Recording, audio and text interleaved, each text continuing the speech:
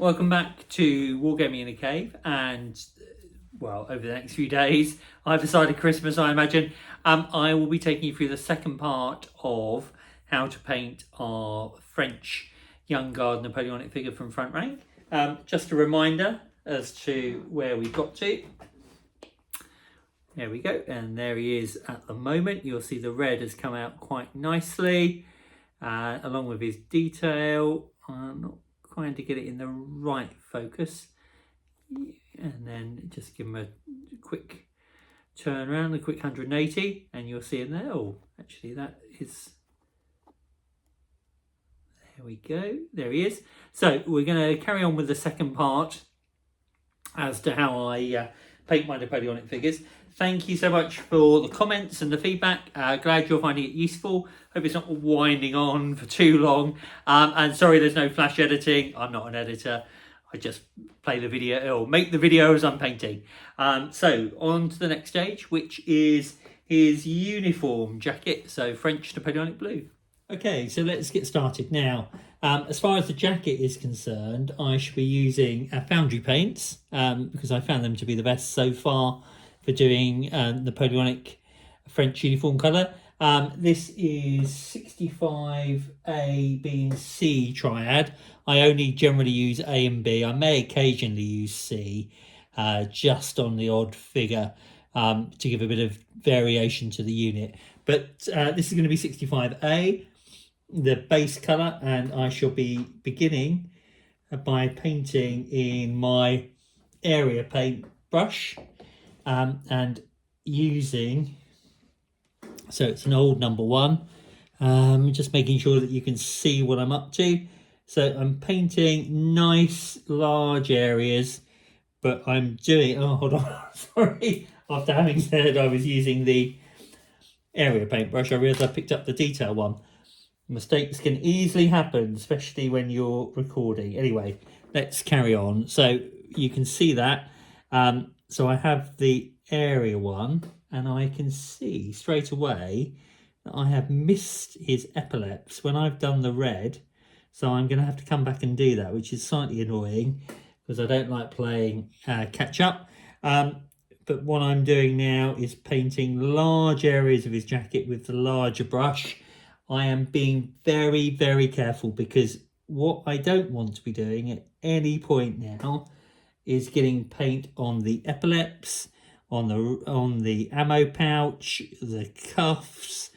It all is starting to take shape, and at this stage you're trying to cover as much area as possible without going anywhere near the other painted areas to avoid going over them, because what I'm going to do once I've done the larger areas is I'm going to come back and, yes, you've guessed it, use the detail brush to get up tight to the other colours. So let's switch brushes and see how we go. So let's show you where we are at the moment.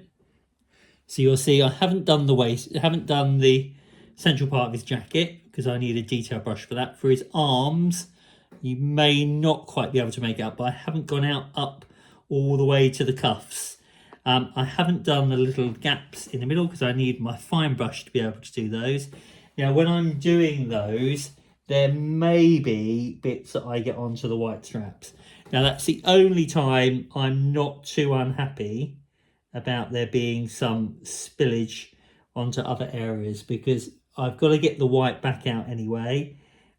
I wouldn't say I was deliberately doing it, or I'm still trying to avoid it. It's not the end of the world if it happens, because it's a difficult area to paint. It is on the rear of the figure, so it wouldn't necessarily attract the eye of someone picking up the figures to look at them unless they're being particularly critical. And remember, these are painted for the Wargames table, not for the Salute painting competition. So it doesn't frustrate me too much, but I still try and paint the areas as tidily as possible to make sure that any tidy up is not too big. And the advantage of painting the dark blue is, of course, being darker, if you manage to accurately paint it into the gaps, it will give you a bit of depth as well. So I'm just going around the arm at the moment. And now I need to go around the cuff. You may find with the white background, I go over the buttons at this stage as well, because they'll just be, I should be painting them brass a little bit later. You may find that the blue does not appear to be holding particularly well because of the white undercoat, but that's fine. This is only the base colour, and we're going to be adding other colours, other shades of the blue over the top. Now I'm going to paint. I may have to stop talking for a minute, which you may well be grateful for, as I try and focus and get the blue done on his jacket, as I say, without going onto the musket or hands. There we go, that's not too bad. Right, now comes to the really tricky bit, and for which I should be using my 0 if I can find it. I should have had it out earlier. Here it is. I was prepared. Right, so the 0, obviously the finest, smallest brush for the smallest gaps.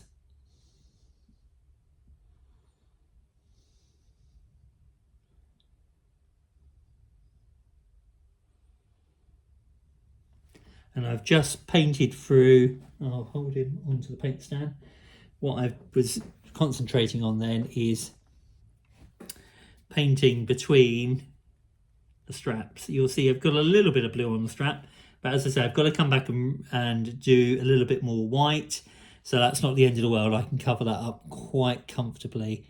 Make sure you can see it. Okay, so let's a little bit more paint on my brush and make sure I've done blue all around. I try and do a little nick of blue at the top near the button, and the other tricky area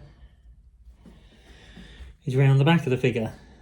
Again, forgive me, I may be silent for a little bit while I try and do this. You're just painting at the top of the jacket between the rucksack and the collar. And again, I don't want to redo the collar, so I'm painting as carefully as I can with my 0 brush to make sure I've done it accurately. Okay, so that's not too bad. So he's coming along. So let me clean my brush. I'll show you where I'm up to. There he is. Now I need to, because I'm just painting one figure at a time, I've just noticed a little bit that I've missed, which I will address now. Because I'm painting one figure at a time, I like to make sure that the paint has entirely dried. Now obviously when I'm batch painting, acrylic dries pretty quickly, but given this is my test figure, I don't want to take any chances, so I'm going to let him dry before I do the highlight on him. But there he is, he's got his jacket now, really starting to take shape. I hope you agree, not looking too bad, and certainly will pass muster at 3 foot. So next stage we'll be highlighting the French blue jacket. Okay, sorry. Right, what we're going to be doing now is highlighting his jacket. So we're going to be using French Blue 65B by Foundry. Give it a good shake. And then we're taking the area brush, not the detail brush, which I just picked up. And what we're going to do is highlight his jacket. Give me some paint on my brush. And I'll angle it so that hopefully you can see it again. Oh, now that happens occasionally. Don't think the brush was cleaned properly after I've used it last, and it was a little bit stiff, so just another wash. I just wash my brushes in water and bring them back to a point using my mouth, which I've been doing for a long time. And so far it hasn't affected me too badly, although people may say otherwise. But anyway, there we go. So again, with highlighting, what I'm doing is I'm using my area brush. I am picking areas on the jacket that would be catching the light. So the tops of arms, around the front. And what I am doing, most definitely, is avoiding any going far too close to other areas that I've painted, because when you get to this stage, you really don't want to be getting the paint onto the wrong area, because it will cause you to have to go back and do over painting, and that slows the whole process up. So then with my detail brush, I might pick out a few small areas just to highlight. You'll notice that I'm staying well clear of that little gap. I've done it with the base colour and that will be fine. I don't need to try and highlight it.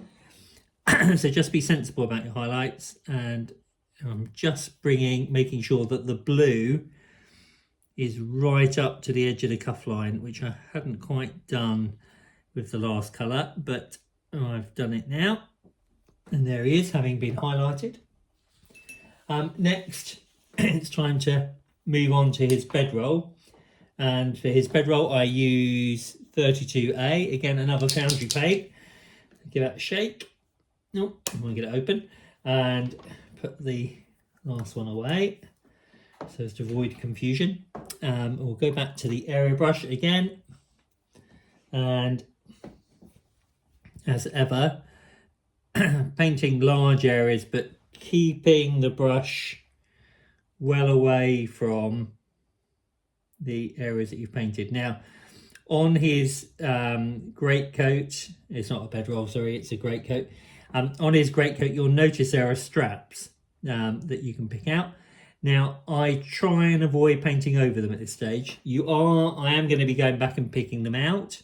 But that said, I would rather they not be covered because then you just need to pick them out slightly with your white and don't need to do too much work, as opposed to having to repaint them. So we're reaching the stage when you need to start being careful. So I've used the area brush, and then I'll come back with the detail brush. And remember, because I normally paint in batches, I would do a whole run of figures with one brush and then change, because changing brushes all the time just slows you down. And this is all about trying to paint to a reasonably good standard, but also making sure that they get onto the table before sooner rather than later. So I'm just picking out, trying to avoid the straps, which I've largely managed to do. It doesn't matter if you go onto the rucksack, because the rucksack's about to be painted. And then we'll just highlight the greatcoat, and to highlight, we'll just move on to 32B. Give it a quick shake. Switch back to the area brush, because I'm not trying to get in close with the highlight. And just move that pot so I don't knock it over. And I maybe should have given it a minute or two to dry, but I'm being bold and it's not being too bad. And just trying to avoid the white lines to make it easier for the next bit of painting.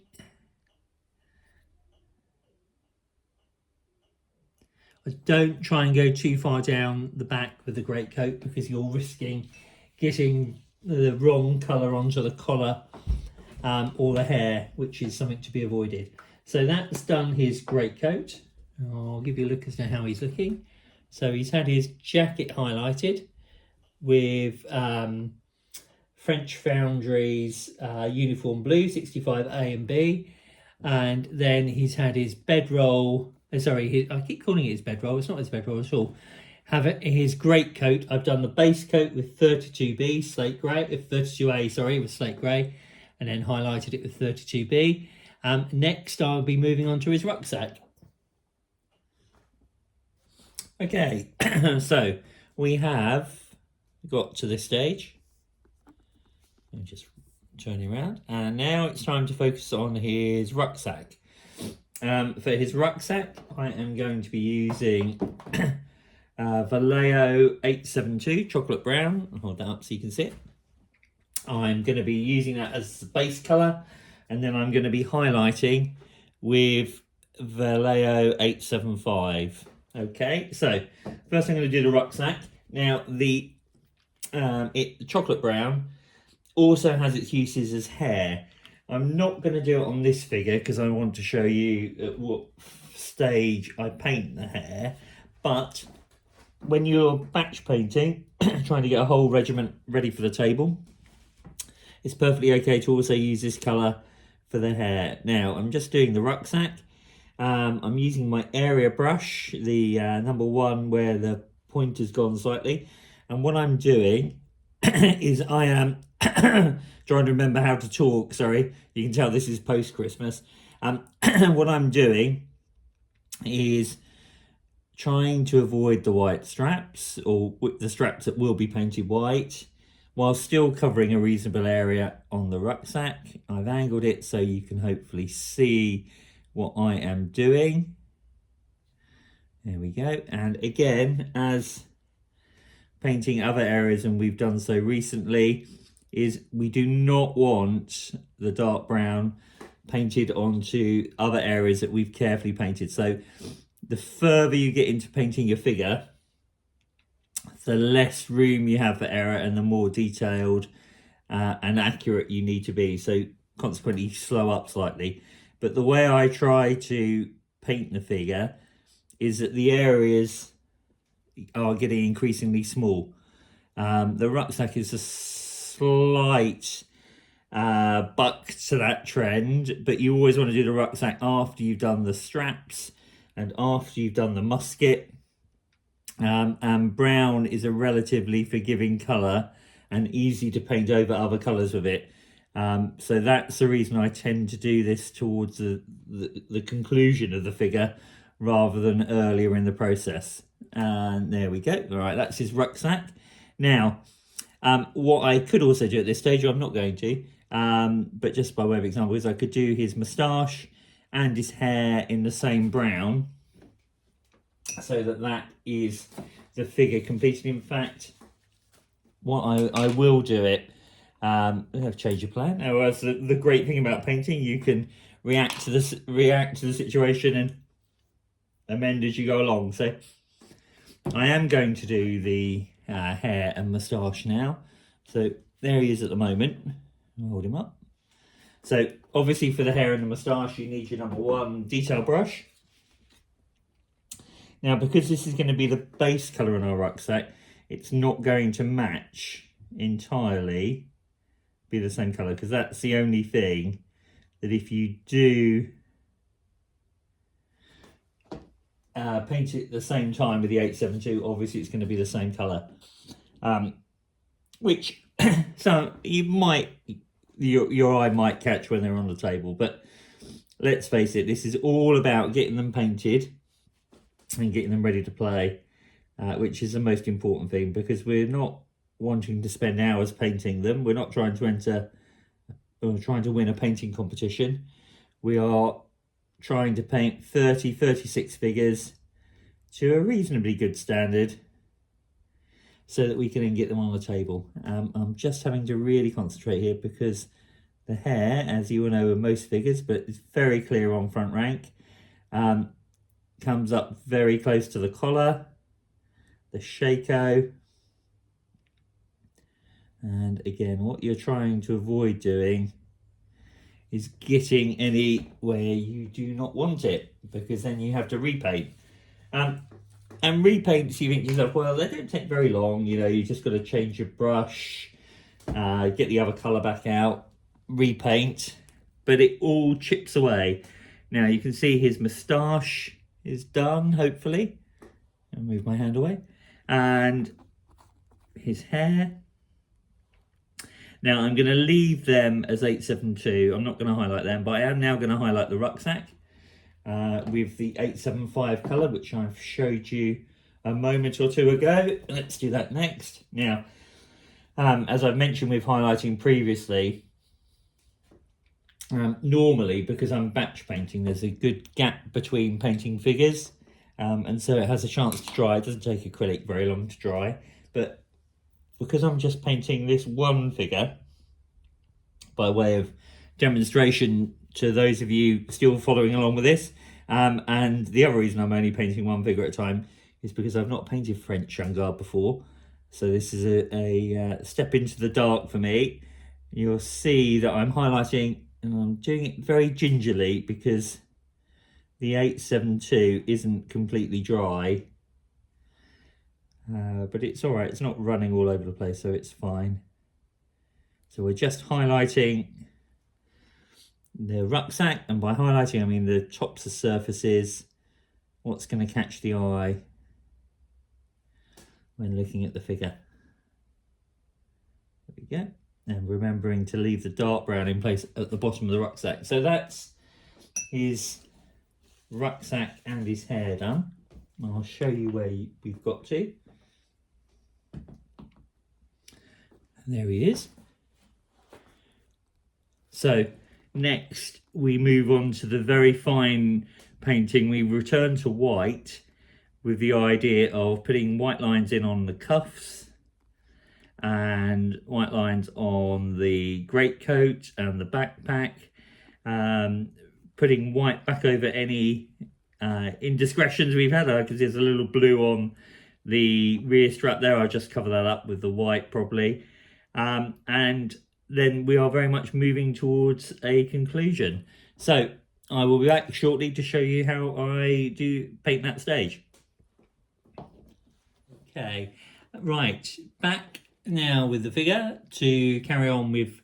Next is a white lining. So for this, I shall be outlining or going round lining to the cuffs, the epaulets. We'll also be working on the straps on the greatcoat and the rucksack and tidying up any indiscretions. We will be using Brain Matter beige again to deal with this, not the white. I like using the base coat to do this because white, if you get it onto other areas that you don't want it on, looks very stark. And with using the Brain Matter, it just tends to blend in a little bit better. So that's what I'm using. And if I can get some paint onto my palette, which for those interested is a piece of old cardboard. And then I need my very fine detail brush, my 0. And we are going to very carefully go around the edge, the lining of the cuff.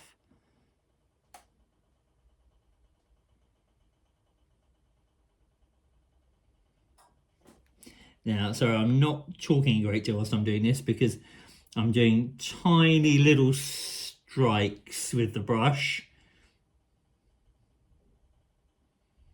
to be as accurate as I can be, trying not to put too much paint onto the brush, and above all remembering that most people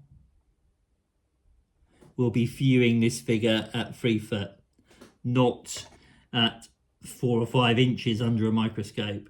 So if it's not 100% accurate, it's not the end of the world. But by the same stretch of the imagination, I don't necessarily want it to be a complete disaster. So tiny little strikes with the brush, making sure that you don't have too much paint loaded onto it is also key. Just going to go round the epaulets, or attempt to go around the epaulets. This is probably where you'll see that it's easy to make a mistake. That's not too bad. That's not too bad. If it's not 100% all the way around. Again, it's not the end of the world. Okay, very carefully, oh, it's a little bit blocky, it's not too bad. There we go. Right, round the epaulets, done that. Now the other places they have white on is on the turnbacks.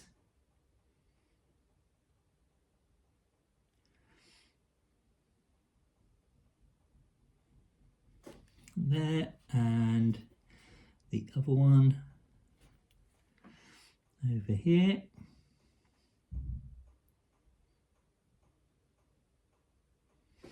Oh.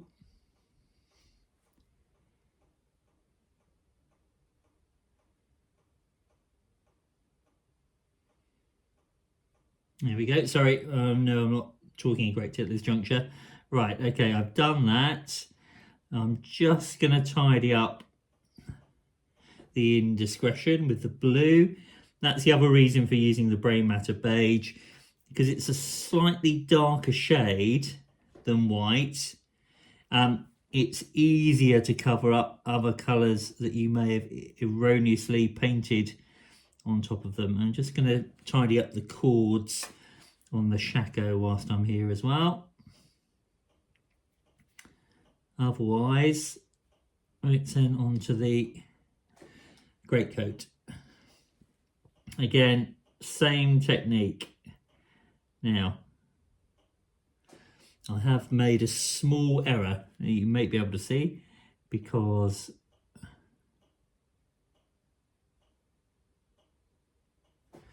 I've managed to get some onto the greatcoat.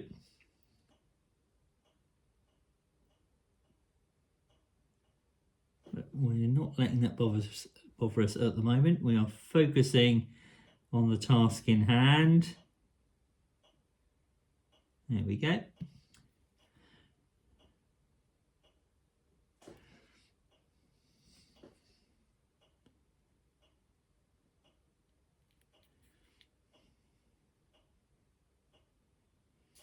Right, okay, now there is a very tiny bit which you may be able to see that I will, because it's a demonstration figure on here, go back and tidy up.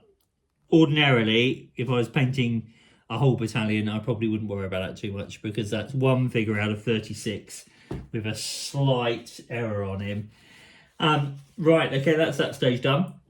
We're almost there. Just the leather straps to go for his drinks bottle, and that may well be it. Okay, back shortly. Okay, time to progress to the final stages for this French Young Guard figure. Here he is. Right, first things first, what I'm going to do is get out my red again. At the moment I'm using this bold Imperial Red by Pro Equil currently. However, I don't like the lids, but the red is very effective. And what I'm going to be doing is I'm going to be putting in a small dot in the red rosette. I don't normally do this, but for a demonstration figure, I thought I'd do it. And I noticed earlier that I'd missed his epaulette when I did the red. So I'm going to redo that now, which won't take very long at all, hopefully. Right, here we go. Obviously using my 0 brush, just a little red circle in the middle of the white rosette. That's the other thing I should have mentioned when I was doing the white, is I also do the white rosette. And I did it off camera, just so it's done and able to carry on with where I was. And we're just going to, you can see hopefully that I missed the red on his epaulette. So I'm just going to go back very gently and do that like so. Right, that completes that. Next, once I put that paint away, is the strap, which I think goes to either his drinks bottle or his ammo pack. Let me hold him back up. There he is, which is underneath his crossbelt, which I'm going to do next, and I'm going to paint that using Vallejo 843. It's a good equivalent for a leather colour. I mean, you could use, I also use foundry paints occasionally to do this. Oh no, right, this is a good point to show this. I can't get the paint out, it's not coming. So what I do, cocktail sticks, really helpful in the Wargames room. When your paint gets dry, when your paint bottle dries up, and then hopefully I should be able to, no, it's still not working. So the other technique is to take the top off of the Vallejo bottle and then use the paint from within, which is what I'm going to do now as I paint his strap, which hopefully you can see, it's just there. And again, because I don't want paint going on over anything else, I am just literally gently striking it on to the strap, being careful not to go on anything else. There we go, done that. It's literally a very gentle covering, so I'll put that away. Now, the other thing I missed when I was doing white is I missed the edge of his jacket. So I'm going to return to Brain Matter Beige, and I'm only doing this because it's a demonstration for you as to how I paint, rather than what I would do if I was, well, when I come to painting the rest of the figures, I would just let it pass. But because I'm demonstrating, I shall do this. Now, his jacket, which if I can see, just has a white edge to it. Right, okay. Slightly too much, but not too bad. Not enough to cause any major issues. And by the time I've put the brass buttons in, that will be fine. So that's all I was doing with the Brain Matter Beige. Put that to one side, and then we move on to brass. Now this is for the buttons. To make sure I've done the sword handle, which on this chap I have already.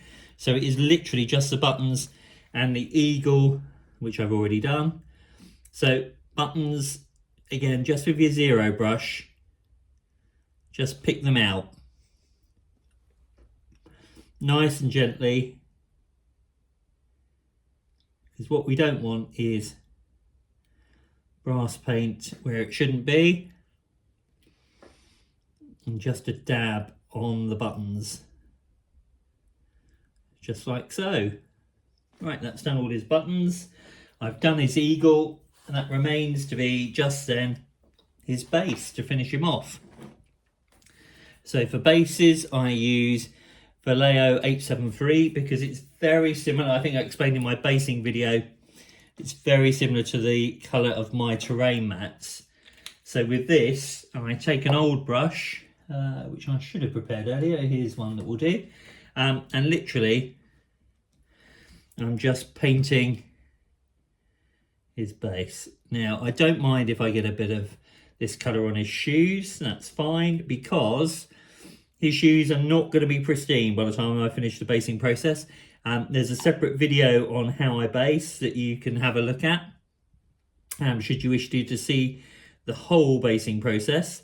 But this is just to get the figure so he's then ready to be varnished. Right, that is him done. I'll hold him up so you can see him. Okay, one French young guard figure. Hopefully you found this useful.